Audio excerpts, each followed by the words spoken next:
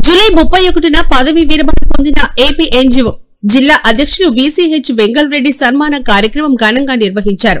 మంగళవారం AP NGOs నగర committee ఆధ్వర్యంలో కలెక్టరేట్ కార్యాలయం నుంచి బిల్లాగేట్ శ్రీలక్ష్మి ఫంక్షన్ హాల్ వరకు ర్యాలీ నిర్వహించారు.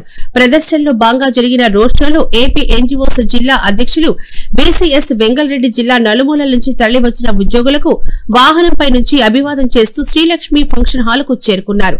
ర్యాలీ సందర్భంగా ఉద్యోగులు పెద్ద ఎత్తున బాణాసంచా కాల్చి సంబరం జరుపుకున్నారు.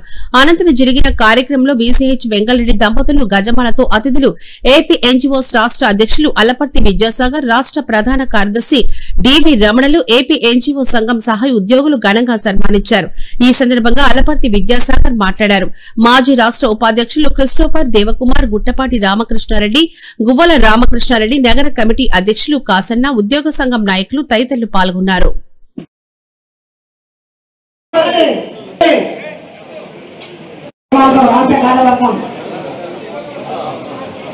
రాష్ట్ర కార్యవర్గానికి జిల్లా కార్యవర్గం కర్నూలు జిల్లా కార్యవర్గం గజమాలతో సత్కరిస్తున్నారు.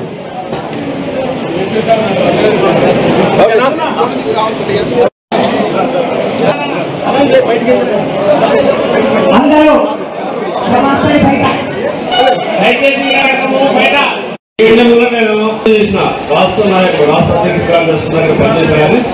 నాకు ఇప్పుడు ఇచ్చిన ఇంత ఆనందం నేను ఎప్పుడైతే పొందలేదు. కష్టాల్లో ఆదుకునే దేవుడు అని చెప్పి చెప్తా. ఎంప్లాయీస్ యొక్క భావజాలాన్ని అర్థం చేసుకుంటాడు, వాళ్ళ బాధలను అర్థం చేసుకునే వ్యక్తిగా నేను సాగర్ గారికి నేను ఎందుకంటే కొనియాడతాను. ఈరోజు డీవీగా ఉన్నదన్నారు, ఆయన కూడా నాతో పాటు పనిచేస్తాను.